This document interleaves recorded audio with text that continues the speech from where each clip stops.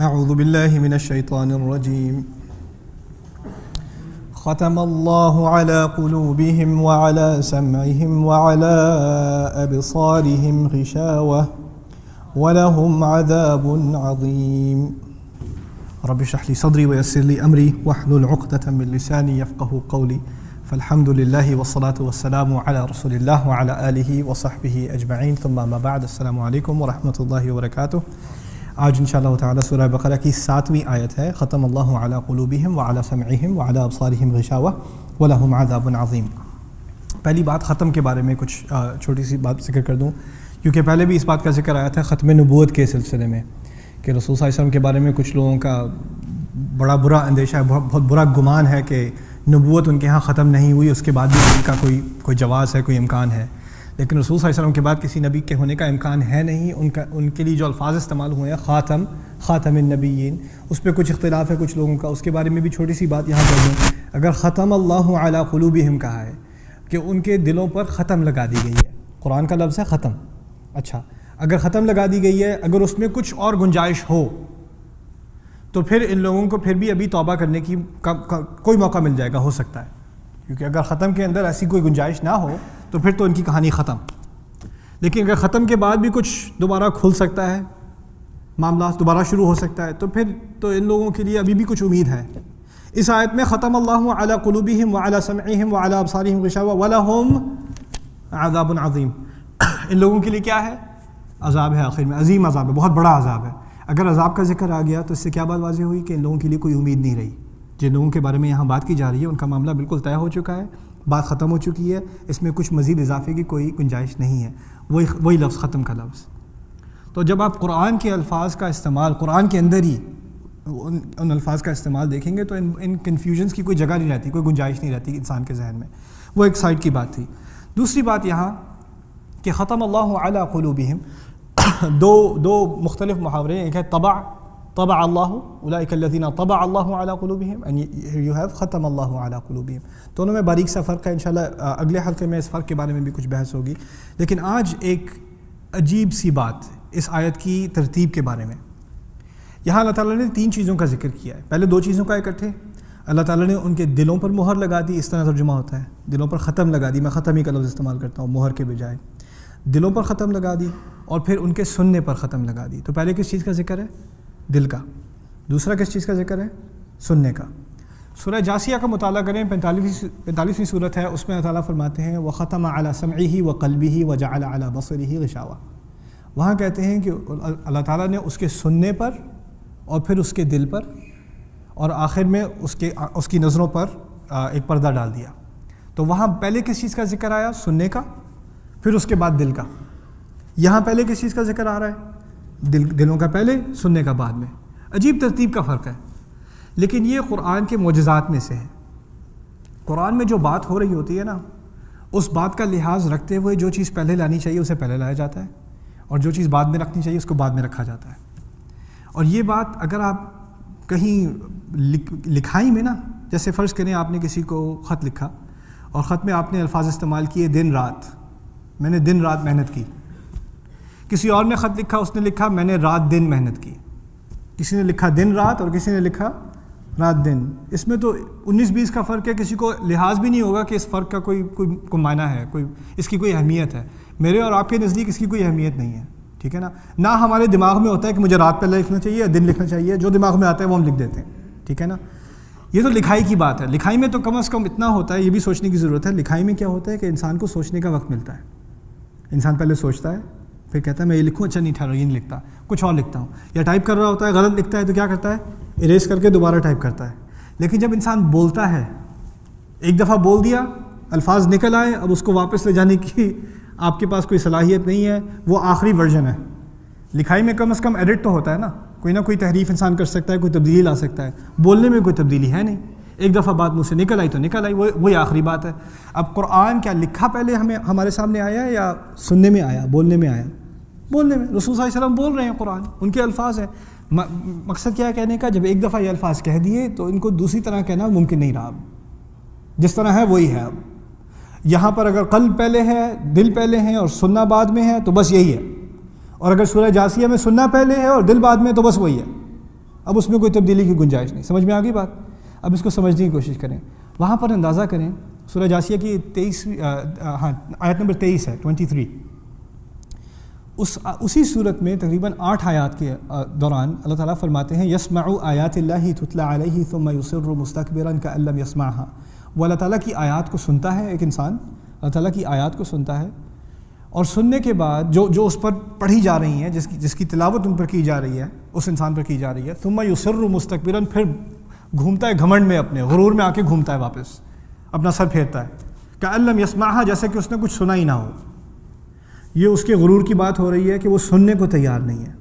تو اس کا اصل جرم کیا ہے؟ سنتا نہیں ہے. یہ کون سی آیت میں؟ 8ویں آیت میں ہے. 15 آیات کے بعد اللہ تعالیٰ ایز اے پنشمنٹ، عذاب کے طور پہ کیا فرماتے ہیں کہ اس کے سننے پر مہر لگا دی اور اس کے دل پر مہر لگا دی. پہلے کس چیز پہ مہر لگائی؟ سننے پر. اس کا جرم کیا تھا؟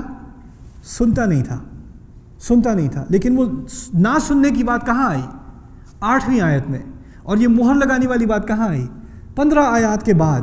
آپ اندازہ کریں 15 جملے کے بعد مجھے یاد ہے میں نے کیا کہا تھا. 15 جملے کے بعد مجھے یاد ہے میں نے سننے کی بات کی تھی. سننے کو پہلے لانا چاہیے اس جملے کے اندر، پھر دل کو لانا چاہیے. مجھے کہاں احساس رہے گا بھائی؟ مجھے تو یہ نہیں یاد میں نے 2 جملے پہلے کیا کہا تھا. آپ کو نہیں یاد، مجھے کیا یاد ہوگا؟ آپ اندازہ کریں قرآن کا کلام کتنا باریک ہے. ایک ایک لفظ جو آپ نے سنا ہوگا نا بچپن سے، ایک ایک لفظ اپنی جگہ پر ہے. اس کی ایک مثال دیکھ لیں. اب اس صورت کا ہم مطالعہ کریں. ابھی شروع میں ہی ہے، 7ویں آیت ہے، کوئی لمبی بات نہیں ہوئی. ابھی شروع سے جو بات نکلی ہے الف لام میم ذالک الکتاب لا ریب فیہ، اس میں شک کی کوئی گنجائش نہیں. شک کہاں پڑتا ہے؟ دل میں پڑتا ہے. لا ریب فیہ ہدن، ہدایت کہاں ہوتی ہے؟ دل میں ہوتی ہے. ومن یؤمن باللہ یہدی قلبہ، اس کے دل کو ہدایت دیتا ہے، یہدی قلبہ. پھر ہدن للمتقین، تقویٰ کہاں ہوتا ہے؟ دل میں ہوتا ہے. فإن ذلک من تقوی القلوب، دل کے تقوی کی بات ہوتی ہے قرآن میں. پھر اس کے بعد الذین یؤمنون بالغیب، ایمان کی بات. ایمان کہاں ہوتا ہے؟ دل میں ہوتا ہے. ولکن اللہ حبب الیکم الایمان وزینہ فی قلوبکم، ایمان کی بات ایک کے بعد دوسرے کے. اور کفر، جب کفر ہے تو کفر کہاں ہے؟ دل میں ہے. دل میں ہے. جب دل کی بات ہو رہی ہے، ہر چیز کا تعلق دل سے ہے، تو کہاں مہر کسے پہلے لگائی ہے؟ دل کو پہلے لگائی ہے. وختم اللہ علی قلوبہم وعلی سمعہم، اور پھر ان کے سننے پر بھی مہر لگا چکے ہیں. پہلا جرم دل کا تھا، کفر دل سے تھا، اب ان کے دل پہ مہر لگ چکی ہے. اور یہ بات بھی سمجھنے کی ضرورت ہے، پچھلے ہفتے جو ہم نے بات کی تھی کہ تمام غیر مسلم کو کافر کہنا غلط ہے، جس پہ پہلے لمبی بحث پچھلے ہفتے ہوئی تھی. اسی سے مزید آگے بات چل رہی ہے. ہر انسان کے بارے میں بات نہیں ہو رہی، ان ڈھیٹ لوگوں کے بارے میں بات ہو رہی ہے جو رسول صلی اللہ علیہ وسلم کے سامنے 10 سال گزارنے کے بعد، 12 سال گزارنے کے بعد بھی ایک ذرا نہیں ہٹے.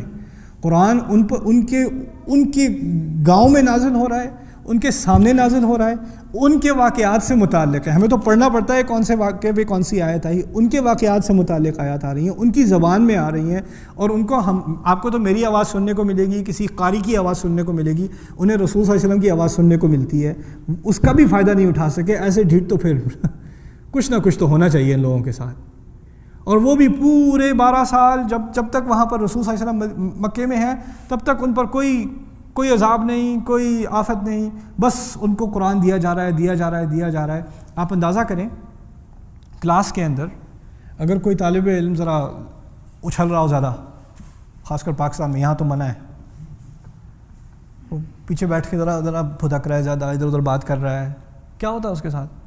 اگر کوئی بہت ہی صابر استاد ہے تو کہتا ہے عبدالکریم بیٹھ جا، بس ایک دفعہ کہہ دے گا. 2 3 4 دفعہ کے بعد پھر تو وہ پھٹے کو کہتے ہیں بورڈ آف ایجوکیشن. رائٹ، کچھ نہ کچھ تو ہونا ہے. پہلے وہاں ٹھکائی ہونی ہے، پھر گھر جا کے مزید والدین نے ٹھکائی کرنی ہے. وہ کہیں گے یہ نشان کیا ہے تمہاری شکل پہ؟ استاد ہے. اچھا استاد نے مارا تھا، پھر تو ہمیں بھی بات طے کرنی چاہیے اس کے اوپر. یہاں الٹا حساب ہوتا ہے. رائٹ، وہاں ہمارے یہاں کچھ اور معاملہ ہے. تو خیر جب یہ ہوتا ہے تو استاد کا ایک صبر کا امتحان دیا جا رہا ہوتا ہے. اب اندازہ کریے قرآن کے بارے میں اللہ تعالیٰ نے خود فرما دیا علم القرآن، اس نے قرآن سکھایا. اب اللہ تعالیٰ نے اپنے بارے میں سکھانے کا لفظ استعمال کیا تو وہ تو استاد ہوئے، ہمارے معلم ہوئے. ہم کیا ہوئے؟ انسانیت کیا ہوئی؟ طالب علم. ہم سیکھنے والے ہوئے. اسی نے سکھایا، ہم سیکھنے والے ہیں. اب جب سیکھنے والا کچھ سیکھے ہی نہ، سننے کو نہ دے، کوئی استاد کے سامنے بیٹھا ہو اور کہ یہ کیا بات کر دی مجھے سمجھ نہیں آئی، اور استاد بڑے صبر سے ایک اور طرح سمجھا دے وہ بھی سمجھ نہیں آئی، ایک اور دفعہ سمجھا دے وہ بھی سمجھ نہیں آئی، ایک اور دفعہ وہ بھی سمجھ نہیں آئی، اچھا ذرا تجھے تو کسی اور طریقے سے سمجھانا پڑے گا بھائی، لیکن اللہ تعالیٰ نے 12 سال اگر ایک دفعہ بہانہ کرتے ہی کچھ سمجھ نہیں آئی تو کیا کیا؟ نصرف الآیات، ایک اور طرح سمجھا دیا، ایک اور مثال دے دی، ایک اور صورت نازل کر دی۔ آپ پورے مکی قرآن کا جائزہ لیں، 2/3 قرآن ہے، کتنی باتیں دہرائی گئی ہیں؟ کوئی کم دہرائی ہوئی ہے اس میں؟ اور کتنی نئی باتیں، کوئی نئی بات زیادہ نہیں ہے۔ اصل بات کیا ہے؟ خدا کو اپنا رب مان لو، اس نبی کو کلام، اس کے کلام کو حق مان لو، اس کو رسول مان لو صلی اللہ علیہ وسلم۔ چھوٹی سی بات، آخرت کو مان لو، پرانی قومیں جو تباہ ہوئی ہیں ان سے کچھ نصیحت اخذ کر لو، تمہاری بھی نوبت آ جائے گی، کچھ توبہ کر لو۔ مختصر سی بات ہے، کوئی بہت عجیب سی بات نہیں ہے، کوئی نئی ایسی بات نہیں جو بڑی کمپلیکیٹڈ ہو، جو پہلے کبھی نہیں سنی گئی۔ یہاں تک کہ پچھلی قوموں کے حوالے اسی لیے دیے گئے ہیں کہ اس بات میں اور اس بات میں کوئی فرق نہیں ہے، ایک ہی بات ہے اور سادہ سی بات ہے، لیکن پھر کچھ سمجھ نہیں آئی، یہ کیا بات ہوئی؟ ماذا اراد اللہ بہذا مثلا، اب تم لوگوں نے یہ ڈھیٹا پن دکھانا ہی ہے تو پھر رحمت کے دروازے بند۔ وہاں کہا تھا الرحمن علم القرآن، جب تک قرآن سکھا رہا تھا اللہ تعالیٰ اب ان قریش کو، تب تک رحمت کا دروازہ کھلا تھا۔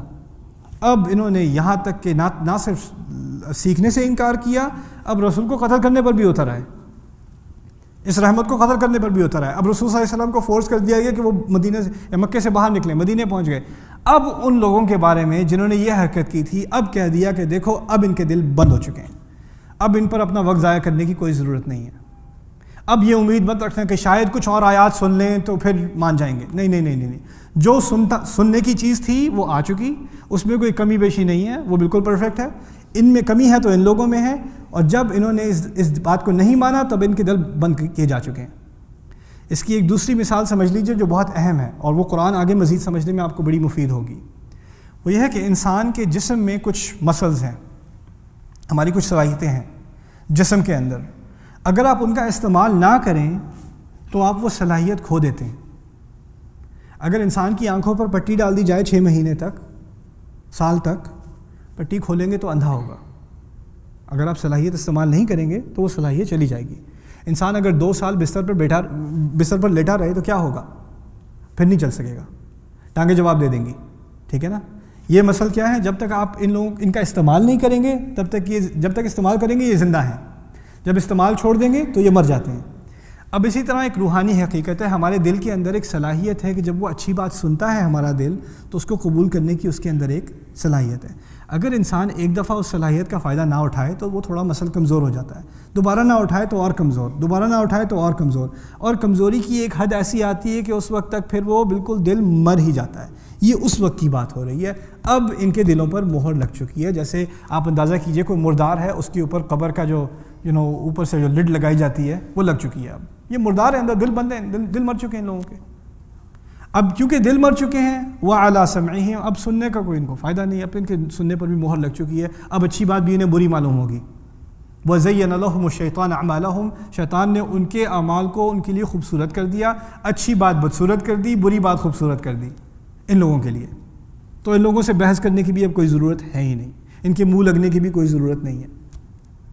یہ ہے اللہ تعالیٰ کا ایک ورڈکٹ ہے، ایک حکم ہے، ایک ان کی قضا ہے ان لوگوں کے اوپر، مکے والوں کے اوپر۔ لیکن پھر بھی آپ اندازہ کر لیجئے کہ یہ تمام مکے والوں کے لیے نہیں ہے۔ ان الذین کفروا، یہ نہیں کہا ان اہل مکہ، مکے والے نہیں، جن لوگوں نے کفر کیا۔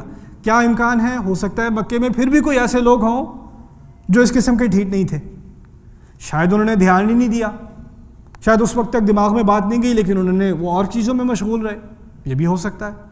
یہ بھی ممکن ہے کہ شاید خالد بن ولید رضی اللہ تعالیٰ عنہ قسم کی شخصیت ہو جس نے تھوڑی بہت بات سنی، کچھ تو ٹھیک لگی لیکن اس وقت ماننے کو تیار نہیں ہوئے، بعد میں آ کے مان چکے۔ لیکن کچھ ہیں جنہوں نے بھرپور طور پہ سنا اور سننے کے بعد، سننے کا حق ادا کرنے کے بعد نہیں مانا، ان کے بارے میں بات ہو رہی ہے۔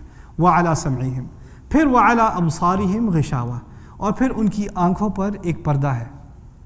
وَعَلَىٰ أَبْصَارِهِمْ غِشَاوَةٌ، اور یہ عَلَىٰ أَبْصَارِهِمْ غِشَاوَةٌ عجیب سی چیز ہے، یہاں پر اللہ تعالیٰ نے ایک جملہ اسمیہ کا استعمال کیا ہے۔ پہلی بات ہو رہی تھی اللہ تعالیٰ نے ان کے دلوں پر پردہ، ان کے دلوں پر مہر لگائی، پھر ان کے سننے پر مہر لگائی، اور پھر الگ سے ایک جملہ ہے اور خاص ان کی آنکھوں پر ایک پردہ ہے۔ نہ لگانے والی بات نہیں ہو رہی، اب ہے، پردہ ہے. اور اس کا کہنے کا مقصد یہ ہے کہ ان کی آنکھوں کو اب ان کی آنکھوں میں ایک کمزوری سی ہے جس سے ان کو حقیقت نظر نہیں آئے گی. اور اس پردے سے مراد کچھ اور چیزیں بھی ہیں جس کی تفسیر کچھ علماء نے کچھ انوکھے طریقے سے کی ہے سیرت کو سامنے نظر رکھتے ہوئے مد نظر رکھتے ہوئے.